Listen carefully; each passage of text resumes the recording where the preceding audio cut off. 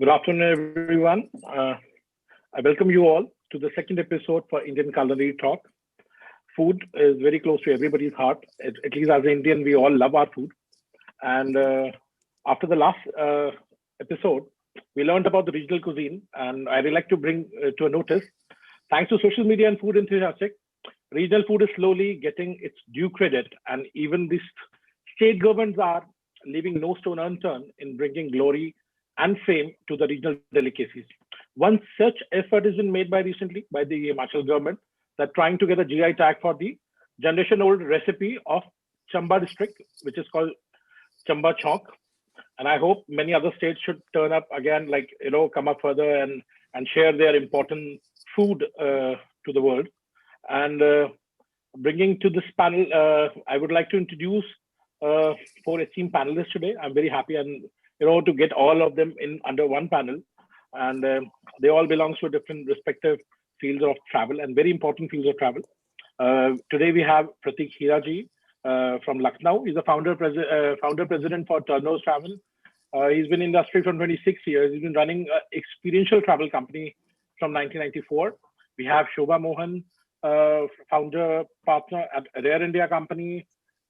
She's been promoting conservation, community-based tourism, sustainability in tourism. She's been part of many associations which are doing such efforts.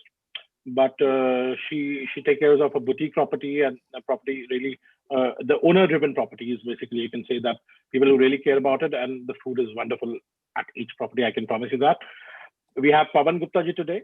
Pawan Gupta ji is heading IITTM. And he's been you can say the real guy who's been really making the frontline force of the travel industry.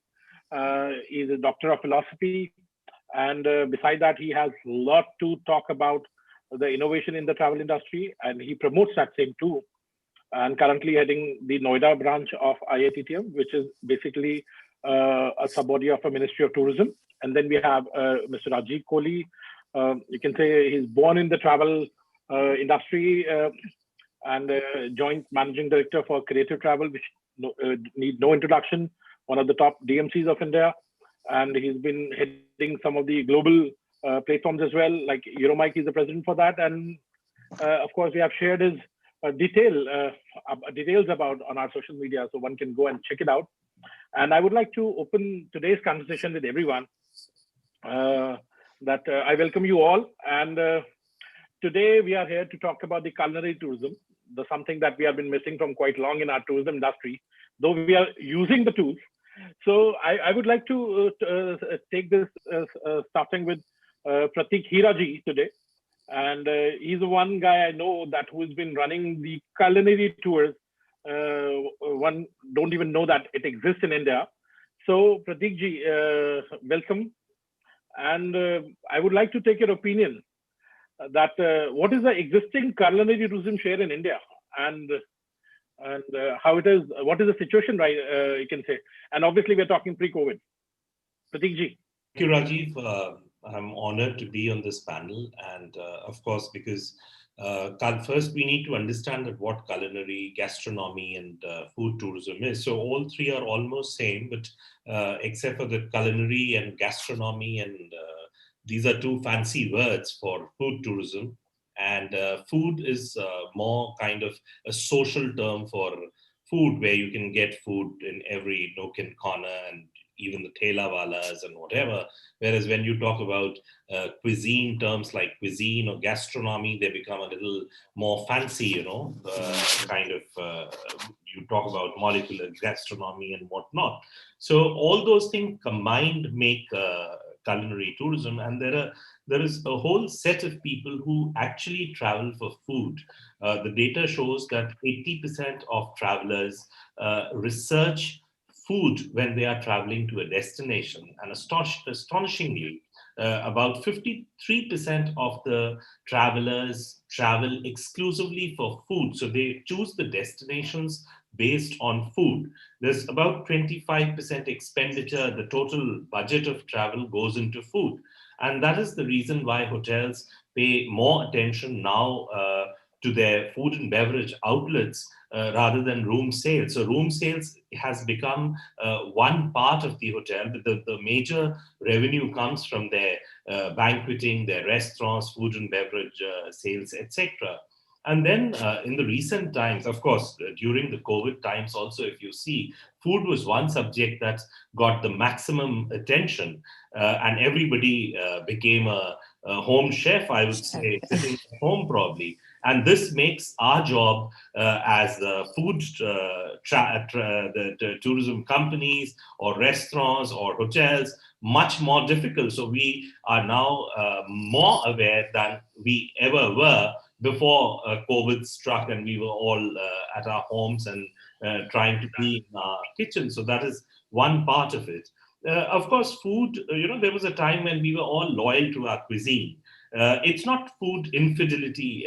We are still loyal to our own food, but because of the kind of the knowledge that has sort of penetrated through internet, through books, through social media, food has become a huge subject, and one subject where India has not been able to make its mark, though food figures in as a very important part, or kind of can become a USP for India. So if you go to any country, you see the Bangladeshis, Pakistanis, Nepalese, everybody selling in the grab of Indian food.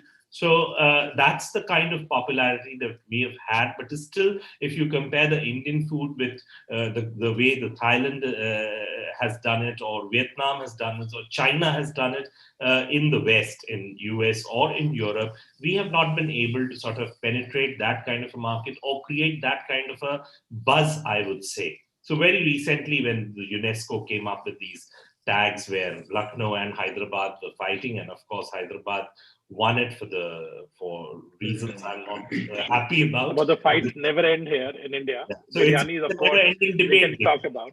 So when we talk more, we'll talk more about it. But that's it for now.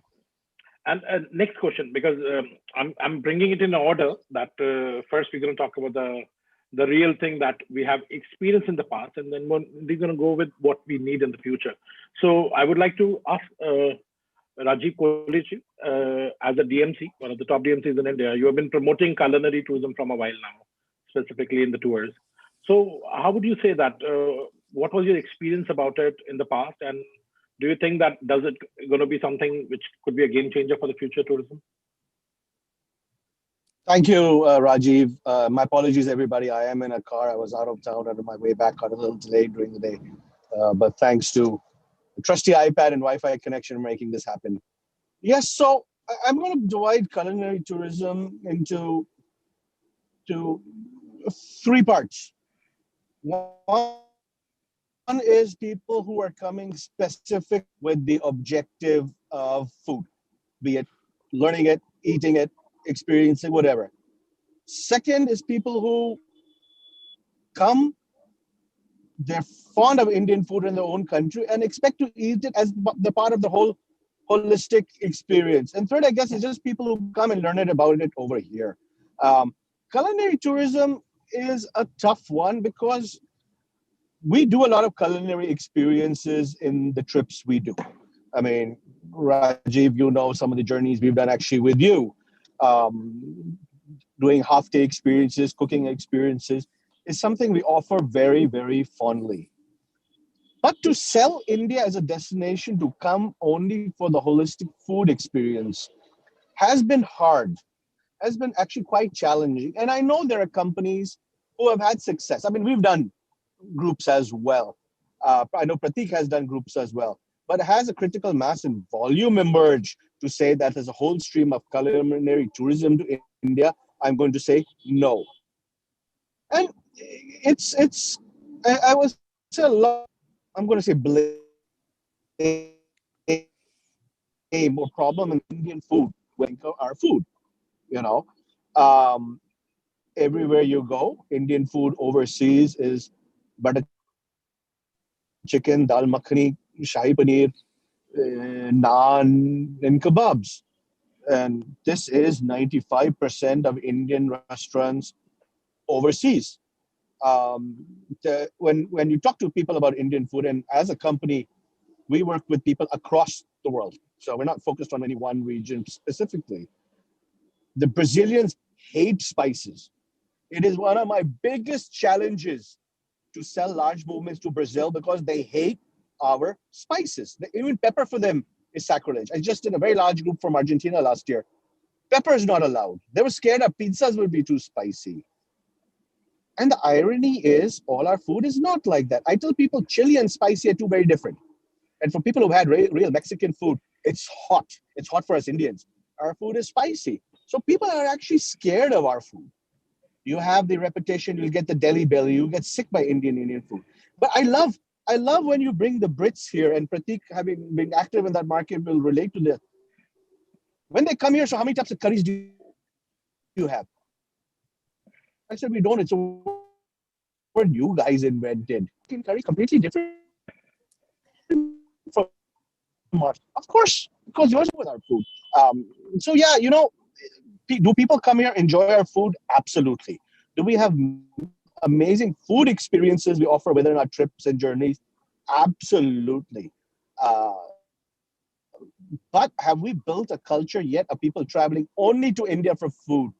Not yet. And I think that's a structural challenge we have in the industry. Okay, I think that's very well described. And now I'm coming to that. Those who have catered, or without one couldn't have done. I'm bringing it to Shobhaji. Shobhaji, what you would say about it? That been shared by both. But as a hotel person, what percentage do you think that it's important to market the hotel? Like, how much of food carry a weightage when you're marketing the hotel or a property, specifically like the one you do? Yeah, thank you, Rajiv. It's wonderful to be here. In fact, I'm seeing Prateek after a long time, and it's great to see all of you. So food is increasingly playing a very, very great role in the way we define a boutique hotel. You have to remember these boutique hotels have to have very strong stories, and they have to have very strong points why people would prefer a standard known hotel to a boutique hotel, right? So food forms a very big part of that. And I agree with Rajiv that we haven't explored the potential of food, of cuisine travel into India yet. One other, Rajiv said that there were three different kinds of people who travel to India and in terms of cuisine. One, of course, is people who are actually coming seeking culinary experiences. The second, people are, they're there and they love to eat good food. And the third, of course, are the people whom you want to convert, right? I've known travel companies, I know travelers who would come and say, my children will only eat pizza, or they'll only eat pasta. Now, that is the third kind of people, and that is the big challenge. And those are the kind of people you really, and especially Brazilians and Argentinians, whom you want to take them out of their, of their mind block and show them cuisines in India, which is like, they don't need to worry about pepper. They don't need to worry about spices. I think what gives them the bad tummy is the combination of spices, not the heat. It's a combination of spices. Now, coming to how I would look at a hotel when we want to take them on board, we don't want the same. If it is Rajasthan, it shouldn't be the same, lal mas, etc., when you're looking at. Each of the hotel has a very distinct food tradition. And a lot of them actually dip into their family,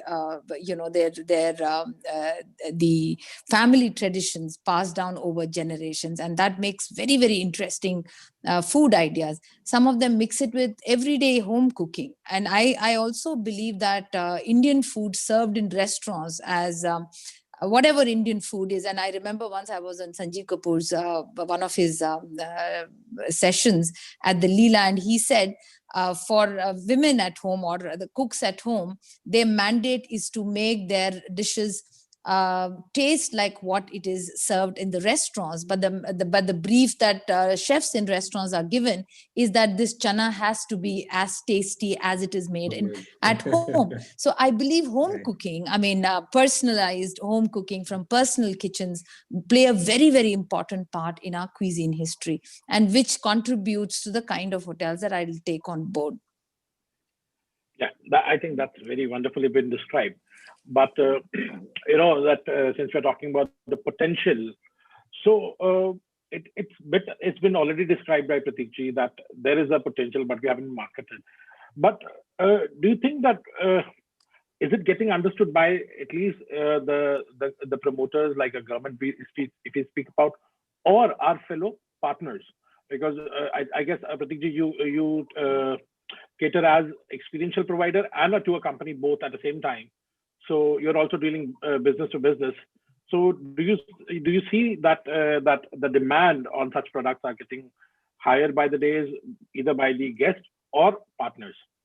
Yeah, Rajiv, I think. Yeah. Sorry. Yeah. Go ahead. Yeah, Shobha, you want to come? Yeah, no, I was just saying, if you mean, are we promoting cuisine first and property later, that to eat this particular kind of lal mas or hara mas or something like that, you should be going to an XYZ hotel?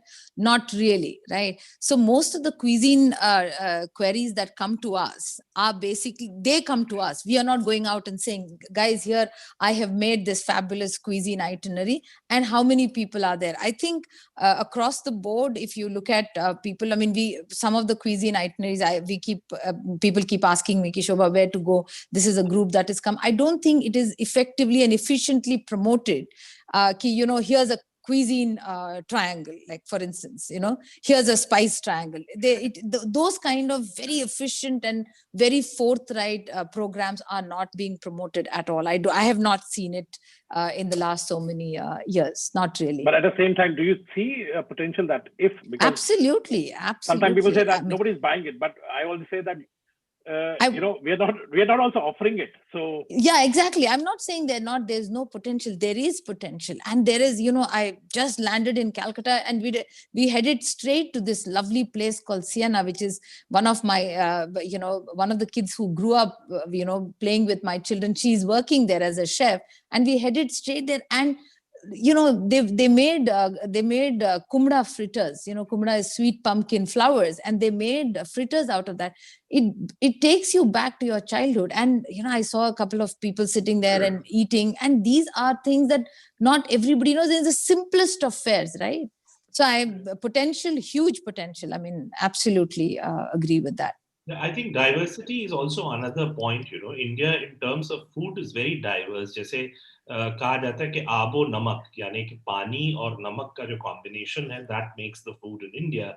और कोस पे पानी बदले और चार कोस पे वाणी, that kind of thing. So it fits in here, So you 50, 60 kilometers, the food changes, the taste changes. People may not know, but we eat cow, we eat frogs, we eat dogs.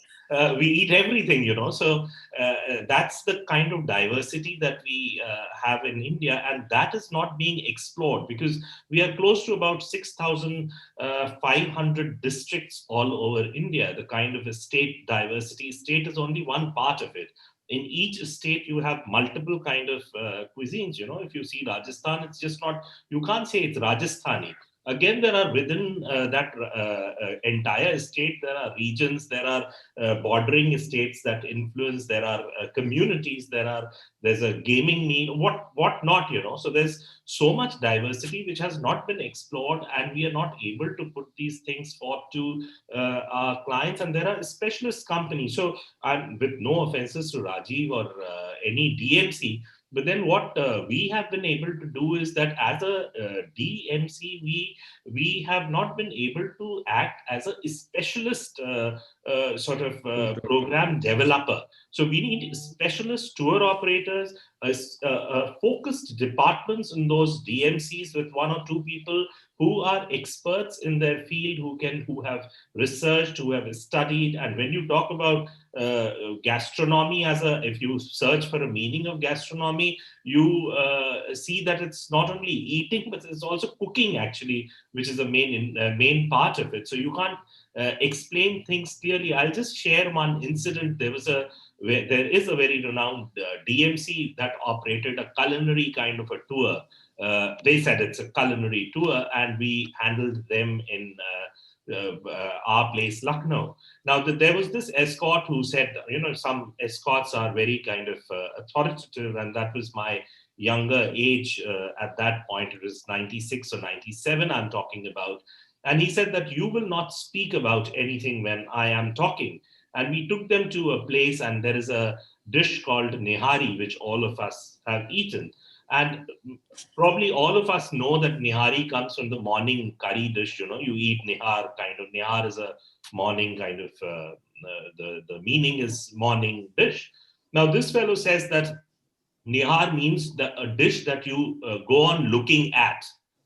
So this was the narrative that to a escort who is posing himself to be a food expert, and the DMC has posted him to be the man of handling everything. So this is the kind of information that we are given to the people, and this, mind you, this was a group of enthusiasts who wanted to eat, understand, and try the Indian food, going to different places, do some kind of a cooking session. Now, imagine the kind of information, the kind of knowledge that they took along with them, and how would that have translated to what extent it was spoiled. But probably, even they didn't know what Nihari is or what the background is, but it did hurt me at that point of time, that what are we doing to our destination? Over to you. Thank you, Prateek ji. This is what exactly I was waiting for, to bring the trump card on the board. Pawan ji, that's where your role comes in here. And I was waiting that some sort of this question should come up, and we should take it, because from the right guy, because you see industry from very, very different point of view, because you see a demand, you see the potential, you see you have to build up, you have to create those kind of force which should be able to work in next 5 years, 6 years, that you closely watch and train people with. So I would like to take your opinion on this culinary tourism trend that we are talking about today. I'm sure we have been working closely from quite years now, but I would like to take your opinion as an independent guy, that what do you think that existing, do we have enough force about, can say fleet on the grounds, or should we add something to the existing courses? Because the kind of issue that Prateek ji witnessed, I've been running culinary tour from 10 years. First thing I do is say that no regional guide or guide will come on my tour. That's a special request. I will take my tour independently. But it doesn't mean that I don't feel happy about it. I would really be happy that the guide who is taking the tour should give a little brief before the tour starts. It is my job, basically. But I haven't found that kind of, there are many now, but of course now. But still, I would like to take your opinion on this, Pawanji. Over to you. I think food tourism in India is a very underrated sort of subject within the paradigms of tourism industry. Like Shobha ji said, we don't offer food tourism as such. Somebody walks in and asks you about something about food, then we offer it to it. So I think it's high time that we make itineraries which are specific to food tourism. And eating a dish doesn't necessarily make it a food tourism paradigm, because as you know, we have to eat food to be alive. But for some people, food is heaven. So people for whom food is heaven, just like Rajiv Goyalji, I would say, or even for Prateek sir, you people live food. So we need people who live food to bring the food tourism into an area where we can compare or rank food along with climate, accommodation, and scenery to promote it, which we are as of now not doing it. So I think the onus lies on the tour operators as well to bring in food to a particular position wherein people get attracted towards foods as the first priority. We always say come to India, see this, and all that stuff. But I think we have failed as tour operators, as organizations, to market food as the first priority, and it has a tremendous potential that culinary tourism in India can be promoted in a great way. As Rajiv ji has witnessed over the last 5-10 years, we are seeing students who are very keen into it. A lot of them have become food tour enthusiasts. They have turned out into guides, right? They are making YouTube videos.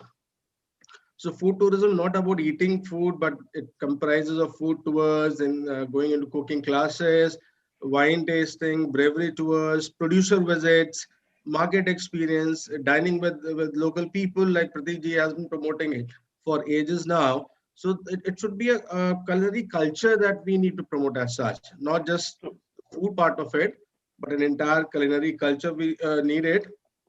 I rephrase my question to you, Pawanji, Stories, again. which may include the stories. I'm rephrasing my question to you, Pawanji, again. Yeah. Primarily, what I was been asking, basically, when it comes to hiring, I really look forward to hire somebody from the prestigious institute like IITTM. You get the bestest of the industry. And from the over the years, I'm just sharing my experience, so it could, you get it right, basically.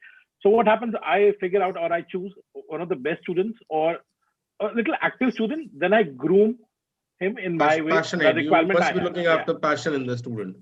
Where I think the kind of, because we are just 4 people on this panel today, 5 people you can say. But when we go in the broader spectrum, we talk about the future of the industry to develop. We have enough forces that people, for example, tomorrow, Mr. Kohli will say that, okay, I'm going to do this. I'm going to want to promote it in a larger scale that I've been doing. So will he get that kind of force instantly, or again, he need to hire somebody and groom him in-house? So my question was to you, was more clear to ask that, are you getting a requirement from the student that they want to learn this subject, one? Second, or do you also feel that there is a requirement to add on the subject to the existing curriculum? I think this, see, if we look at the supply side of the students or the people who actually enter the industry, there are 2 branches. One is the tourism graduates, one is the hotel management graduates, right?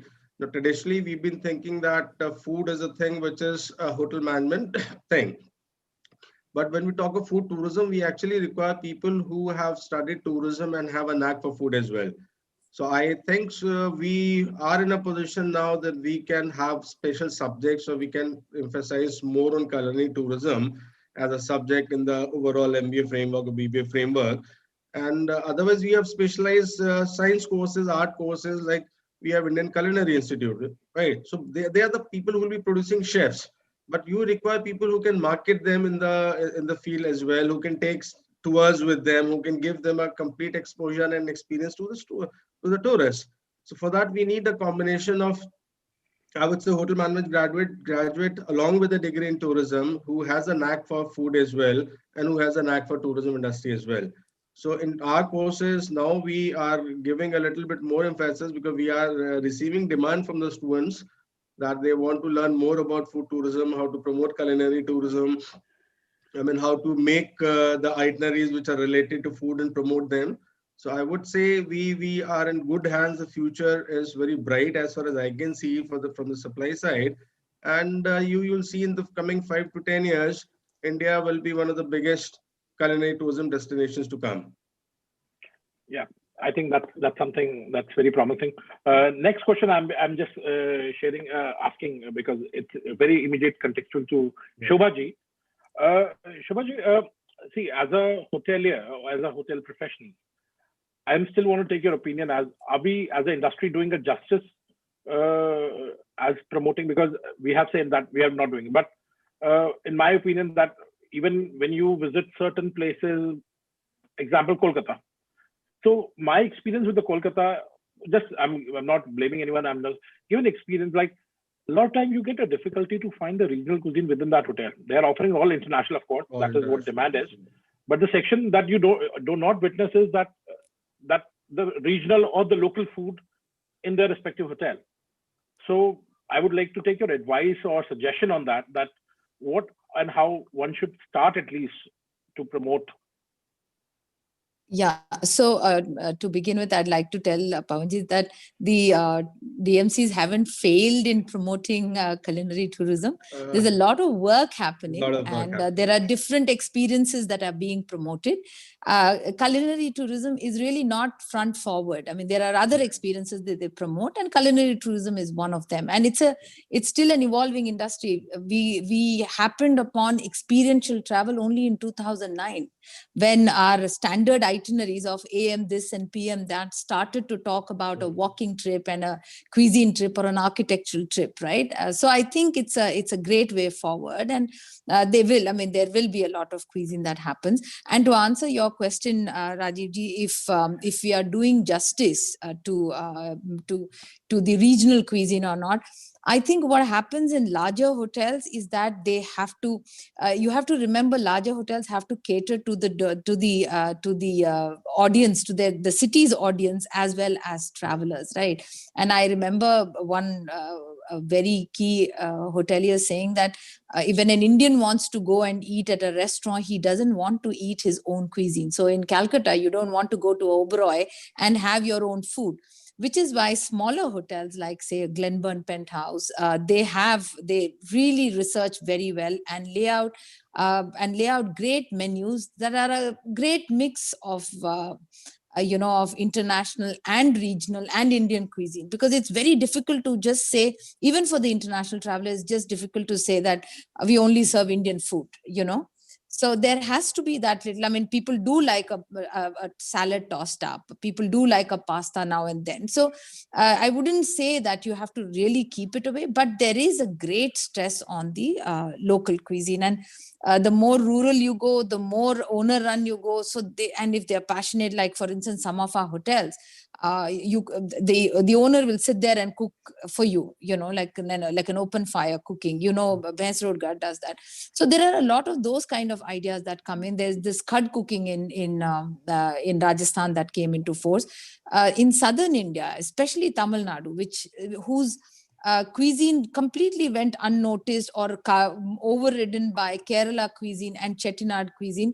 The Tamil Brahminical cuisine is a very delicate and a very flavorful part of our cuisine history. And a hotel like Swatma, one of them which I promote, they kept it vegetarian, and they the nuances of Tamil cooking, the singular flavors, the lightness of the food is something that they concentrate on, as well as influences from the Marathas and things like that. So these are things that are bought up. So the larger hotels might not be able to do justice, because with 50 covers and things like that, and with large hotel spaces, you need to have multi-cuisine. But smaller hotels definitely have the potential to concentrate on regional cuisine, especially for travelers from the world over, for world travelers, to be able to give them a flavor of the local areas, local cuisine. Yeah, of course. When you said Maratha influence in Tamil Nadu, it instantly reminded me of a Kesari Mas that people have barely heard about it. Yeah. And that comes from a Maratha Tamil infusion from Tanjavur or yes. Kayyar Katigota. Nobody knows about it. Yes. Such amazing dishes are dying. Nobody makes it anymore. No, the simple sambar is not the simplest thing. The basic sambar is not a Tamil dish. It actually, one of the Maratha rulers actually converted there are many stories about a sambar into, absolutely. So one of the common as a culinary guy or culinary tour operator, I get to know, always hear about from the guests, of course, that when they're traveling across Golden Triangle or many other cities, one complaint that I always witness from everyone, that all the breakfast is same all across. Wherever they are traveling, all the breakfast is same. So their culinary experience starts after they leave hotel, where I say that is the first point of area where they encounter the food. And unfortunately, their day starts with the similar something what they get back home or what they have been eating throughout their journey in the morning. Of course, that's something what you say that small hotels are doing. It's again, if any hoteliers is on this listening to this, this is a very good point that we should market it unless demands come from our other side. We have been acting always on the demands rather than putting things on the card.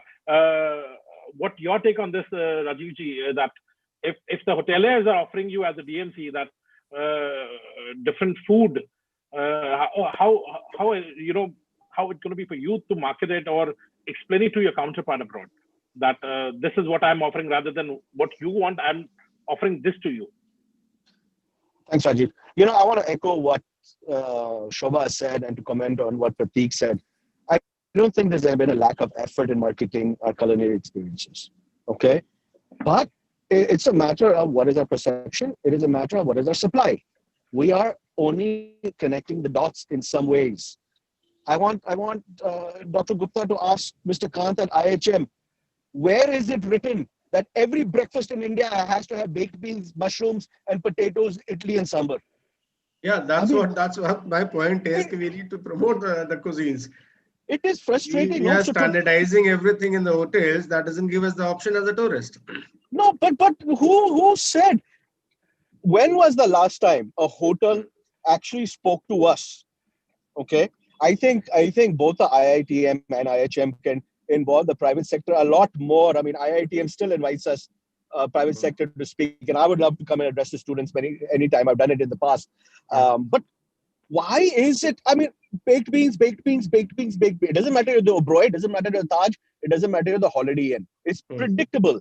Last night, I just spent 2 nights at the new Taj in Rishikesh, and not to give them a promotion, nice hotel, but so the chef who knew me from the Rambagh, Jaipur, who's now there for the last 1 year, he said, you have to try our local dal ka prantha. Yes. Okay, and our local kaddu ki sabji. Our first meal there, well, the GM insisted you have to try the Gharwali thali. Now, we're having this conversation sort of focused on the inbound market, but let us not forget the bulk of tourism in this country is domestic. And when I'm talking to my international clients, they know we have Indian food. I mean, it's the Indian food is basic because it's our food, but we also have to give them the confidence we have other food. And I say, when Indians go outside the home to eat, especially in the urban pockets, a lot of us go outside the home to eat other cuisines.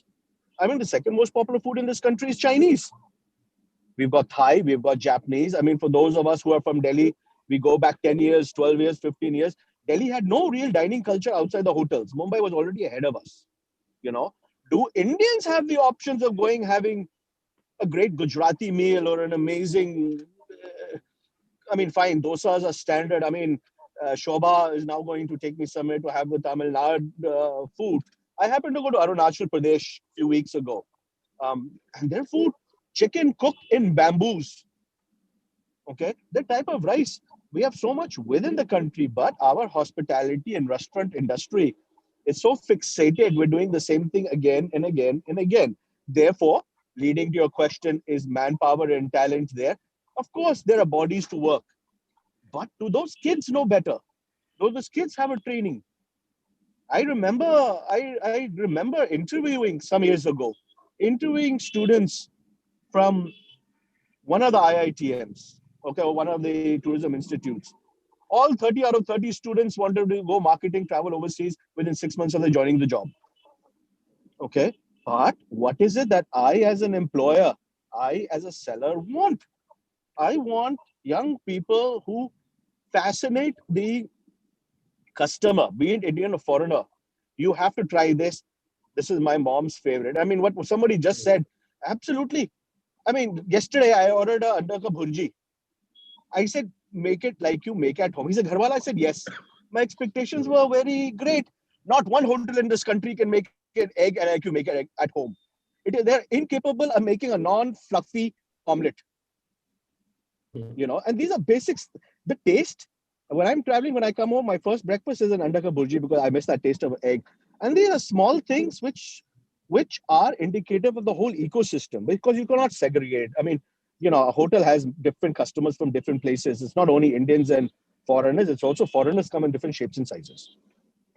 Why is not the hotel industry giving me more ideas? I mean, perhaps the only hotel chain in this country that broke the mold and did something different was the ITC. I mean, let's be fair, they have become the king of the hill when it comes to culinary aspects. I take the dal bukhara as gifts. It makes a great gift. What has everyone else done? It's butter chicken, it's baked beans, it's potatoes. Do you want a dosa? I mean, come on, I think there's a lot more to breakfast in this country than that, and I think that's our basic problem. It's not the sales, it's the product. I mean, I know Prateek has put a lot of effort into this. I mean, he comes from a city which is known for its food. So he's got that little advantage. Where can I take people in Delhi for authentic, fine, good Indian food? We don't have options. It's a struggle. How can I sell culinary tourism if you don't give me the product? So it's a catch-22 in some ways. Yeah. I also want to say one thing though, Rajiv, because you asked Prateek the question, I think it was Prateek, about the government. Yeah. Okay. There is no space for government in this conversation. Okay. Government needs not to have a role. And quite frankly, the more we rely on government, the less we will succeed. Because the government has its own compulsions, own speed. I mean, they started the Indian Culinary Society Association with Jigs Kalra, with all of those luminaries a few years ago. I think that happened in Pravesh Diwan's time. Where's that gone? I want the private sector to talk to the hotels and us have the conversation. Hame kya bechna hai? And we'll market it. The forces on the ground, people like me, Prateek and Shobha, have the boots on the ground. Give us something to offer. It's as simple as that. Yeah, it's the same platform, sir. The voice of industry, basically, that what we are trying to do it as an India Food Tourism Organization. Now, a very interesting question I want to put it to Prateek ji, as you can say, advocate to experiential provider, because the experience is what we provide. We have three different other panelists besides Prateek ji. Like we have a one who supplies the ports, as Pawan ji. We have something that where the guests going to go back and talk about it or try to replicate the same experience in the hotel. We have Shobha ji, and then we have a guy who's going to market as Rajiv ji here. So what, as an experiential provider, kind of like expectation you have from three of them? Prateek ji, over to you. See, as I said, the diversity is immense in India, so you can't just label it to a particular person. So when we call it experiences, I and Mr. Rajiv Kohli had discussed it at the WTM where Rajiv is conducting the show, and I said that experiences are not created; they exist, and we only curate. We pick up the experience and put forth to our guests. So that is one important point. The other major problem here in when we talk about experiences is that we are kind of offering an experiences that we wish. I mean, we are sort of showcasing an experience. We are kind of decorating an experience.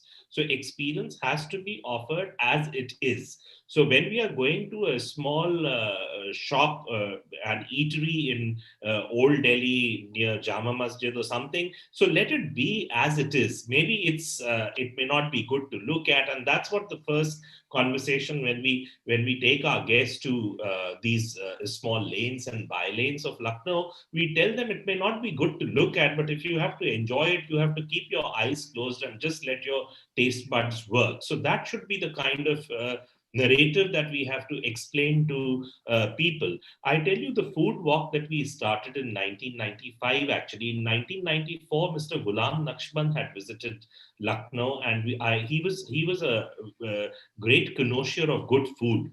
And he insisted that he wanted to have those kebabs in the original shop in the original way.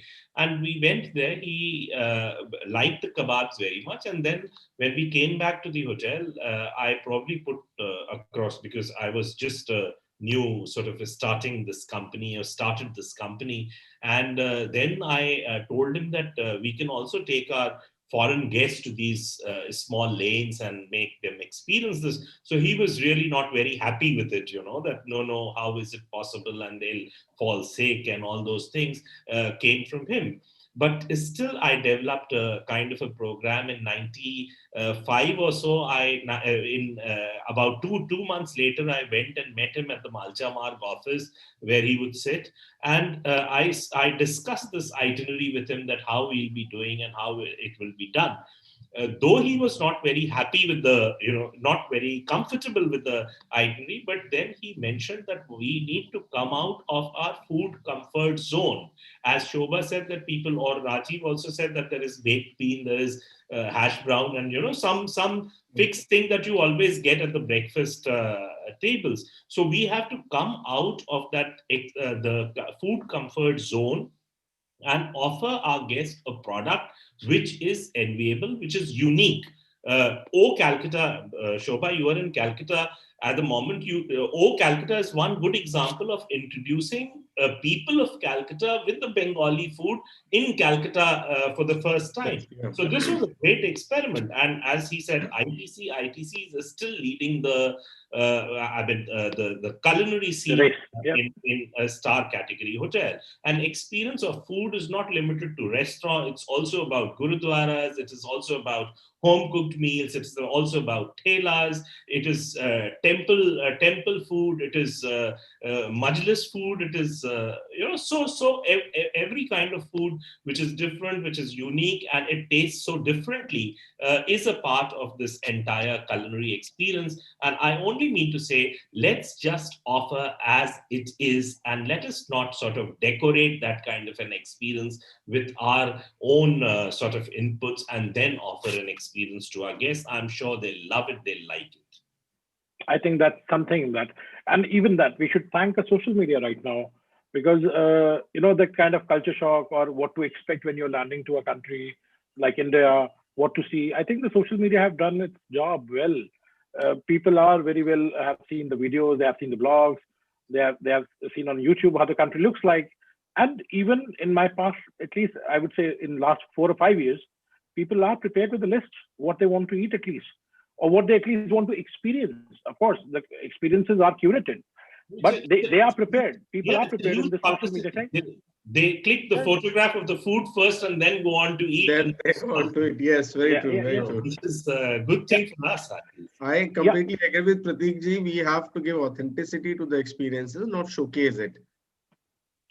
Yeah, I think that's something. What I say, that the social media have already given a comfort level to an operator, to a DMC, or to a company to offer it as it is, rather than decorating it anymore, because people have seen it right and seen it in the past.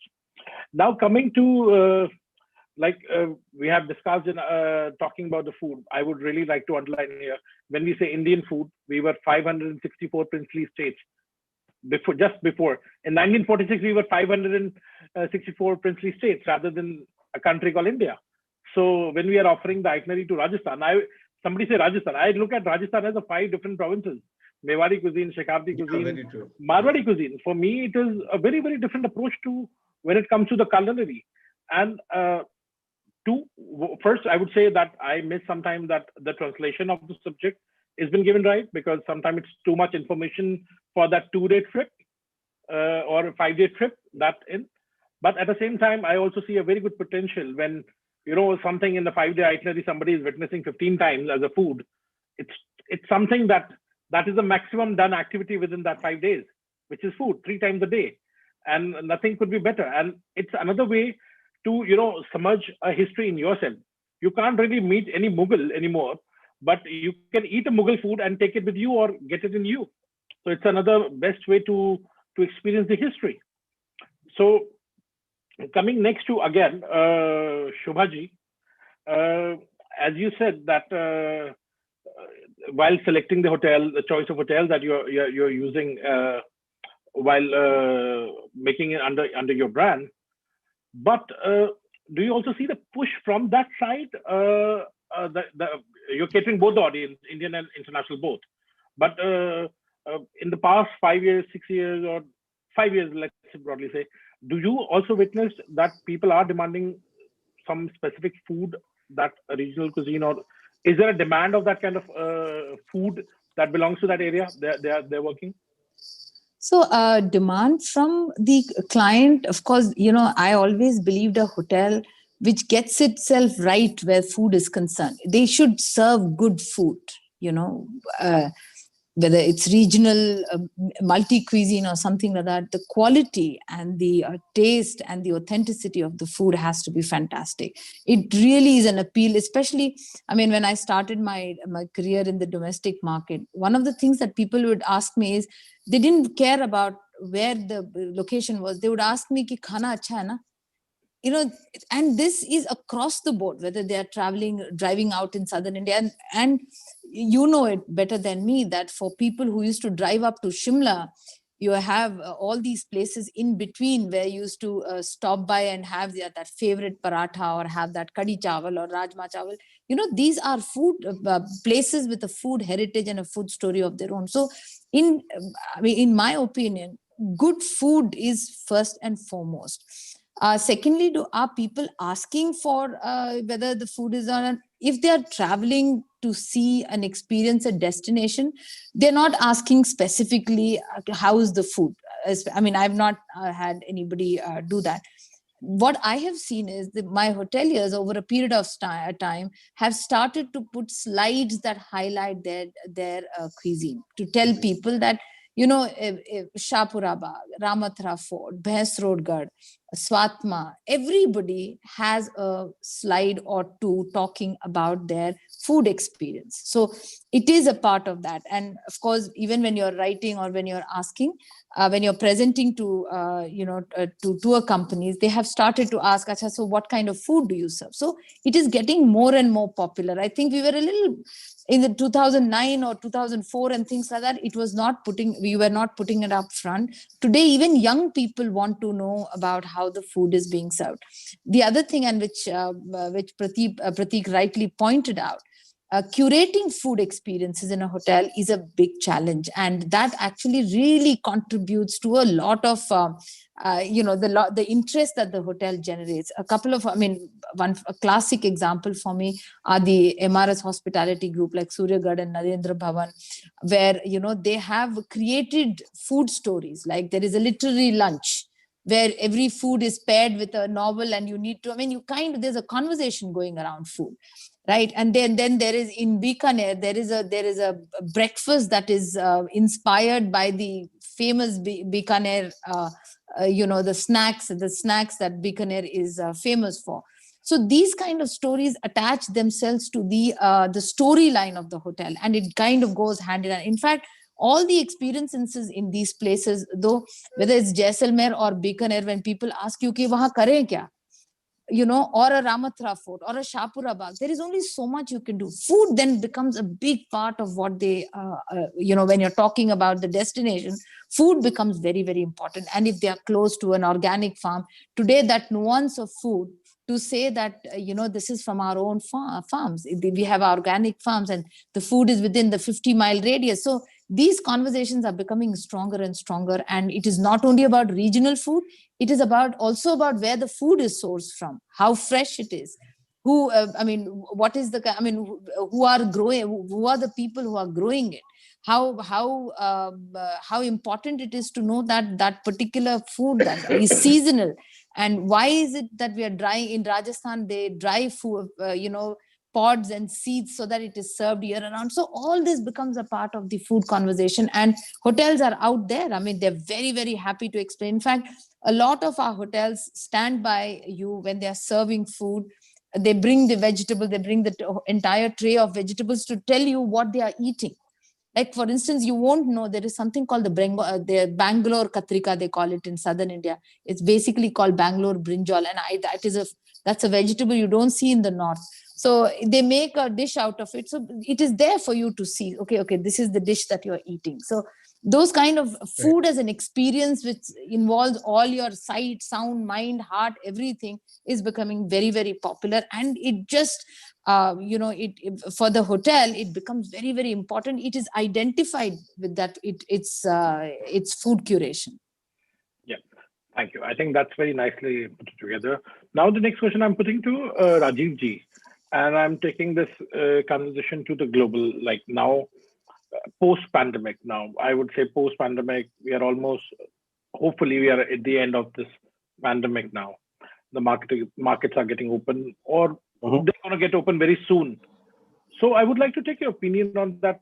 that do India have that potential to market a destination? Because I think the kind of the world have witnessed the impact of the pandemic, and kind of the way we witness, it's very different. And some point in a lot of discussions, it's about our immunity or the food we eating, and kind of like either you give a credit to turmeric or different spices that we have been eating, that somewhere or the other helped us to beat this pandemic the way other parts couldn't. And you think that in the future that India can be marketed or used this kind of examples, this kind of example can be used in the future to market India, that learn about something which is on the right time now to learn about something like food. India has more potential on a little pinky finger across anything than most other countries. But we have the challenge and the tragedy of having too much.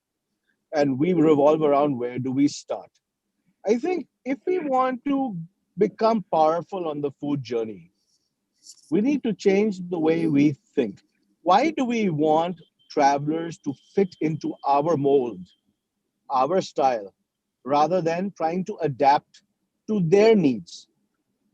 We have, if you want to be culinary powerhouse, one of the things which are sorely missing is the Michelin guide. Okay.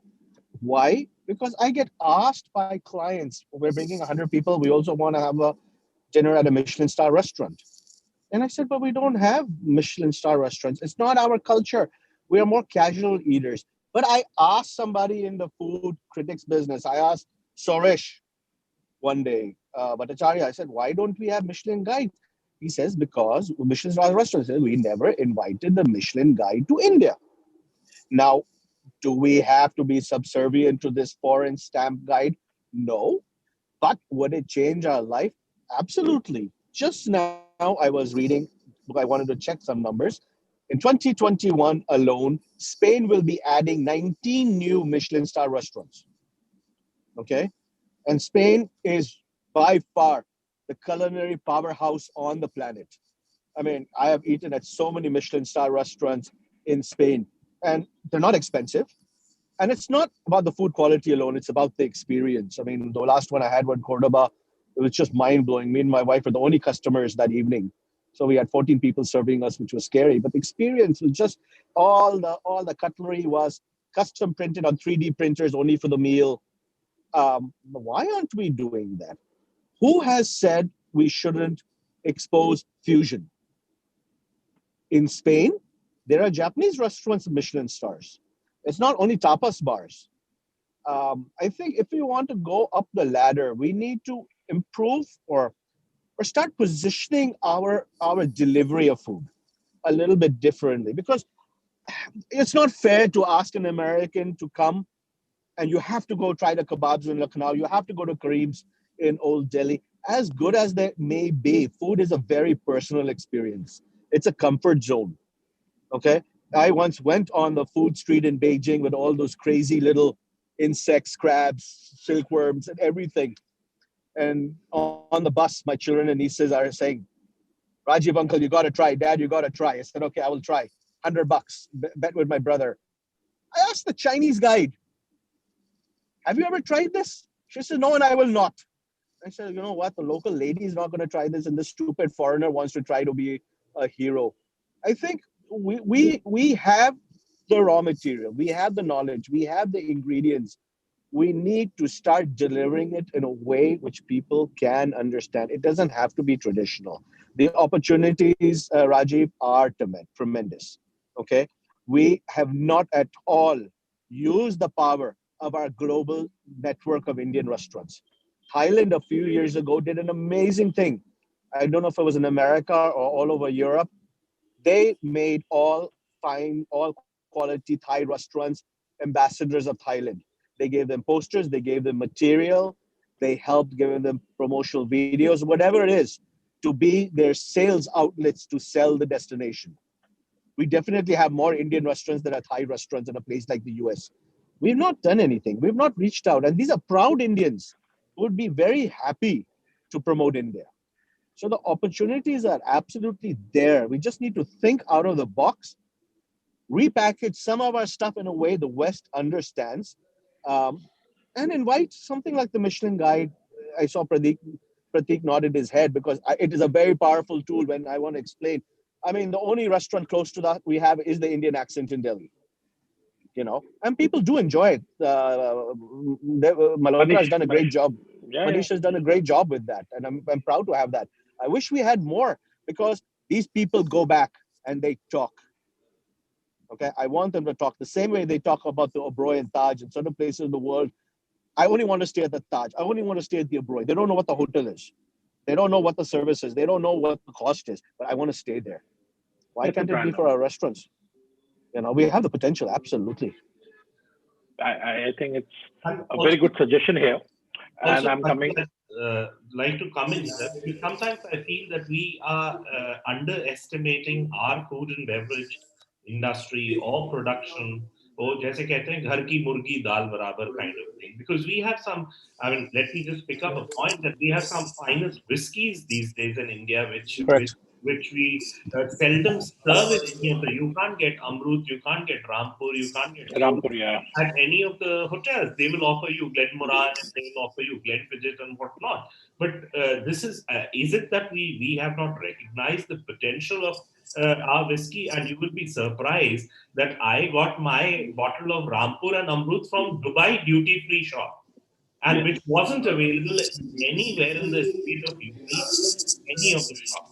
So this is the kind of tragedy also that we are going through, and how nice it would be that if there is a foreign guest coming to a hotel and there is a kind of a Indian single malt tasting or something, or the steward offers some kind of a Rampur instead of his usual drink that he must be having in his Scotland.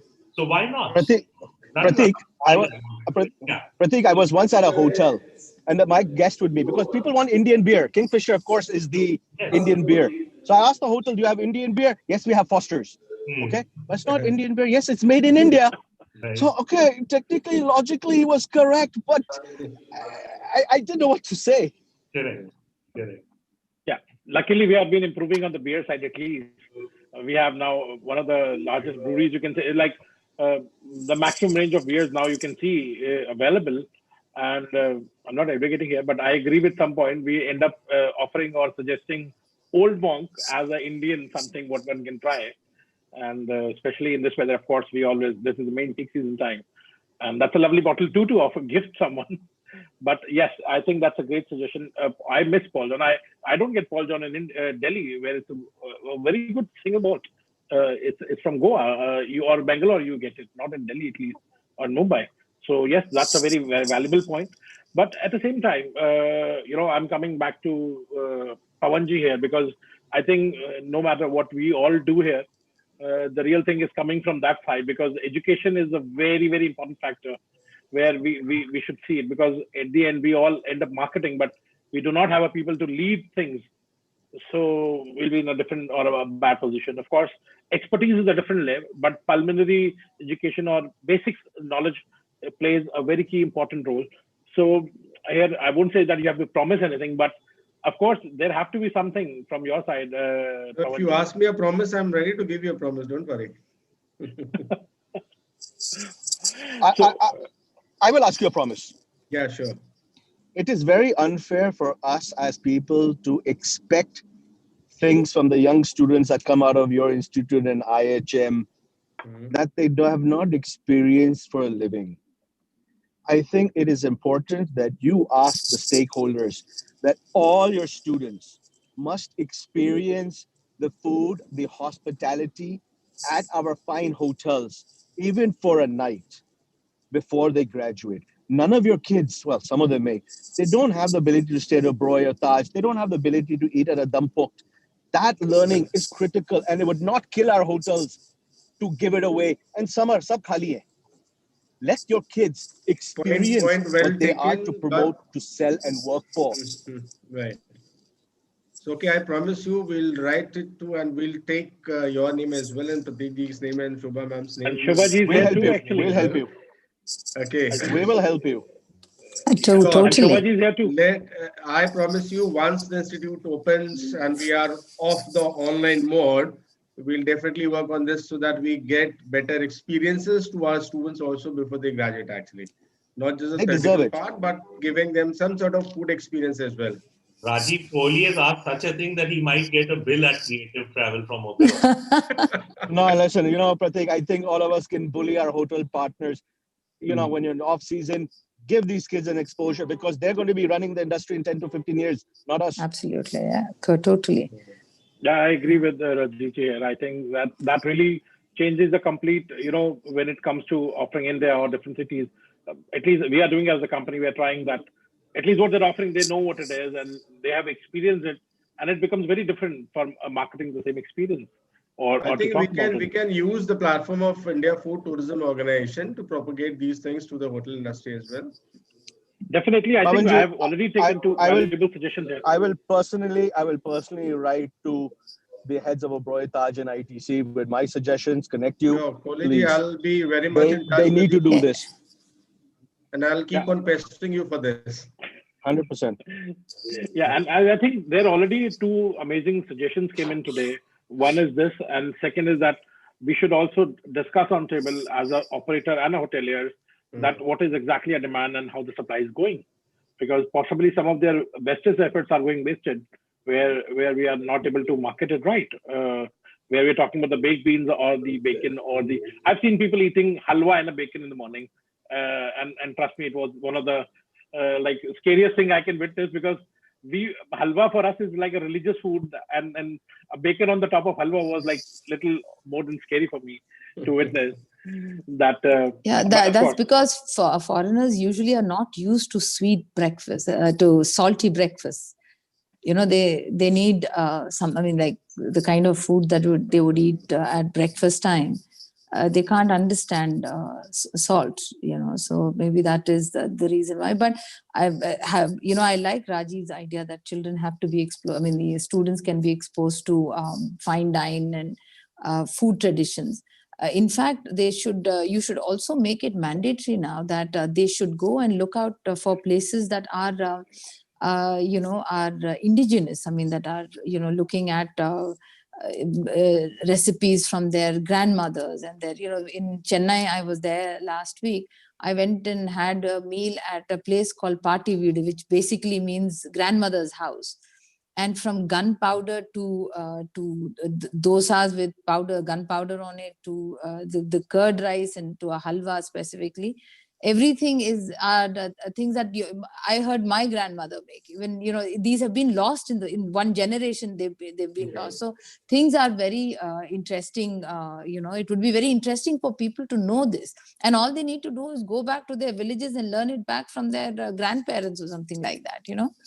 The respect for Indian food, I mean, the respect for the traditional Indian food has to come back, especially with the youngsters. And there is so much, because they watch all this Master Chef and all that, there is a lot of food conversations going on between young. So you look at Instagram, half the posts by general, I mean, they're 70 plus not, percent, it's 70 plus all percent. food. First, they'll take pictures of the food, post it on Instagram, then only they'll dig their fork into it. I can would like, assure you one thing, that the younger generation is much more aware than our generation as far as food is concerned. And as far as the authenticity and the experiences of a particular destination are concerned, they simply do not believe in showcasing, they believe in giving as it is. So I think so they are much more aware generation than ours. Good. I'm glad. Yeah, I'm glad to know I that. cannot disclose the name, but recently I was being asked by some suggestions, and I've seen some data from a very reputed website. You can easily say that we were celebrating the pandemic rather than being sitting at home. So you cannot expect the search rate that we have witnessed for the food in this pandemic. The kind of supplies, kind of recipes, and I think the pandemic have already shown the world, or at least to us, that how creative we are. And I've seen, I think you will witness the data that YouTube will see that how many food channels have popped up within this pandemic time, and where we are talking about the social media. I think we can easily say 70+% content is food or about food. So Rajiv, I have 6 kilos to prove the pandemic was all about food.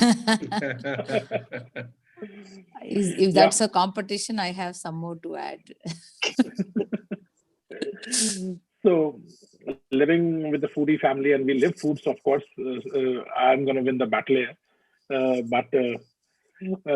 Yes, the food plays a very, very important role. And I think in today's session, we were able to accomplish some very amazing inputs where I think it's a time to, put up some more bridges between the industry, within the industry, and form as a team and promote the Destination India and our culture. And there are a lot of things which we are missing. There are a lot of dots we haven't connected right yet, where we are talking about our own industry. We are talking about the students. They are having experiences about what they're selling.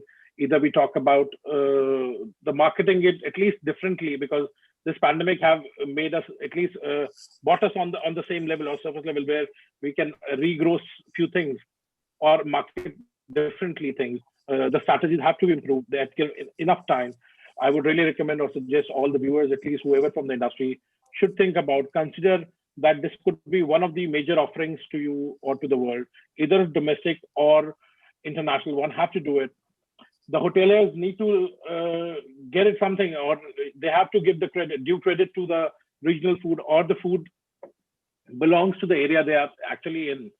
So that is also important, because until you offer it, people won't take it. That's one thing, at least I have witnessed, or I'm sure all of us you have, that unfortunately in Indian travel industry, we are always been catering what has been demanded. Exactly. We were not offering. very successful in putting something together. Either you're traveling Spain or Italy, they're very dominant what they're selling. This is what you have to take it. Rather than, and we were never, maybe it's a cultural thing to us that we have been polite and we are happy, but to take it what is in us. But I think this is a time. This is a time to take a lead in globally and say that this is what we got and this is how it's going to be. Try and take it. We have survived. People say the water is not good. Trust me, one very good answer that our food was not hygienic or safe, we wouldn't have grown up to this number that we are in right now. We are not the highest population. This is the very easiest way to talk about. If we talk about where Prateek ji have in the beginning said that water changes or salt changes, you won't believe. Trust me, even the change of water, the pH value could upset your stomach. You don't need to blame the food. Even you just drink different water. We always say that if you drink a water from a hand pump and a tap, it could be different. And it's not. I'm still not blaming that it's a bad water or good water. Even when you go to the mountains, the water changes complete your digestive system. And I'm still talking about both good waters. I haven't gone to the bad waters yet. Only good water, a good water from your purifier or a mountain could change your stomach setting. So we don't have to blame it anymore. I think we have survived. We have grown up in the number that our numbers are equal proof of that the food is safe. We are not dying. We are not sick. So of course it takes a little time, transition time. Either eat bananas or curd, which we always recommend to the international or even national people that when they're traveling, because that helps you to settle down. Unless I think there's a lot to explore. And I really like to thank individually Prateek ji here for giving his input about the gastronomy tourism. We, of course, the very valuable point is that we are not limited to food. We have tea, we have coffee, we have whiskeys, we have wines, we have spices, we have n number of things. Forget about everything. We don't, anything we take in mind or in mouth, we have so many techniques about the food preservation, which nobody have in the world. The kind of food preservation, food banking, the kind of food curation, that how we cure our food, either talking about northeast part where we smoke our meat, or kind of the way we toss our spices in down South India to preserve it. There's a lot to learn just by the gastronomy, or a bigger umbrella, I would say food rather than gastronomy or giving a fancy name to it, because that instantly connects to the subject. I think I would not still say promise, but Pawanji have already not promised us to work on this syllabus of culinary tourism and figure out how at least the basic knowledge one should carry. I think the very important point is to learn food allergies, at least when they're taking it. We are living in a world which is like, very different now. And at least every guide should know the food allergies and at least the basic food across us that could aggravate that. So it becomes very handy for every traveler to feel comfortable or feel they are in the right hands. At least his guy is medically approved, like he knows what his medical allergies are, food allergies are. Shobha ji, I think we have learned that there is efforts going on. I think we need more people like you to put this subject forward, to talk about cuisine of that region area, or to promote it the way you are doing it right now. Rajivji, some of the greatest, you can say some of the highlight inputs you have shared today. Of course, we're going to be working, and again, we're going to take this subject from this platform to either bridging up between the hoteliers and travel agents about the food demands or culinary demands, or we're talking about students to get some culinary or the experiences what they deserve. So I thank you all. And any last words, if you like to, any of you guys to like to say, it's over to everyone. Rajivji. I would just sum up that we should promote culinary culture as a whole, behind the scenes stories as well, not just the food part of it, but the culinary culture as a whole. You have an army, sir. We still struggling with number of employees or teammates. You have an army. Anything, Shobhaji, would you like to say? Yeah, I completely agree with Pawanji. Yes, the culinary culture, we are actually slowly losing out on all the old utensils that were used to make some cooking. The utensils are going away. Seasonal food is, now we are getting any vegetable any time of the year. Seasonal delicacies are going away. I think the only strong one that you see in northern India is the sarson ka saag, so which of course you can't bring it out of season. So these kind of things, I think I completely agree. Culinary culture. And one thing I'd like to add is, we don't need to necessarily keep harping about the international travelers. For us, southern India, your sarson ke khet and gehu ke khet and ganne ke khet, or whatever we used to watch when we were kids, is as interesting as it is for you to be seeing what southern India has. Millets are coming back. I mean, if you go south now, actually they are serving you millet upma instead of rava upma. So these are ideas that can be incorporated, and we need to start rethinking of how we want to plan our marketing, whether it is cuisine or anything. We have to think domestic first. Not only is it sustainable, it's also all year round. So for hotels and F&B and colleges and industry at large, our strategies has to start looking at India first, and then a global strategy. Yeah, Rajivji, I have a question to ask you on the live chat. I got one question. Do you see the job opportunity as a DMC in the food tourism if somebody studies? Absolutely. Absolutely. I think there are a lot of generalists, but I haven't come across any specialists who could. Someone walked into my office and said, "Here's my resume. I am a super expert in Lucknowi, Avdi, Varanasi cuisine, or I can tell you what's the difference between one spice or another." Absolutely, there's opportunities. I mean, anyone who wants to make an effort to improve their skills and become better than everybody else will always grow. So I'm sending you my resume. Same here. I'm sending you mine. But look, for the students of Dr. Gupta's institute, they will all graduate with the same degree. But those who will succeed are those who make that extra effort to do something different. I mean, all of this call are a little bit older than we were a few years ago, and we've learned that way. Yeah. You're never too old to learn. The day you feel I've stopped learning, I'm okay, is the day you will start dying. Yeah, and not only jobs. I think if somebody is so passionate about cuisine or textiles or something like that, you have makings of a great entrepreneur there. So, I think somebody who's so intent in his or her field, it throws open a lot of doors. And, being an independent entrepreneur or a consultant is one of them. Yeah. Ending notes, Prateek ji?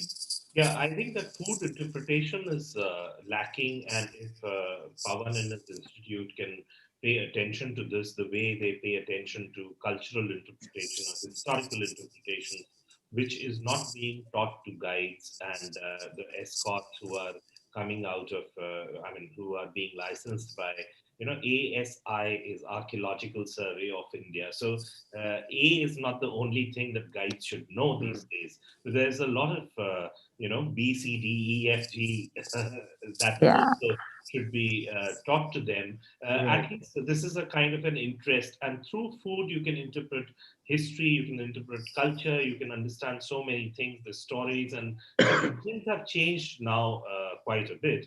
And at the end, I must thank Rajiv Goyal to you for putting this all together and making it so lively. And we all had a great evening being on this. Thank you very much. The subject is very close to my heart, and with this esteemed panel, we can talk for hours. I'm sure everyone, like the food discussions, never-ending discussions, but everything has to have a right time for it. So I'm going to thank everyone for being a part of this, and I promise to bring a more interesting session on the same. And we will take this.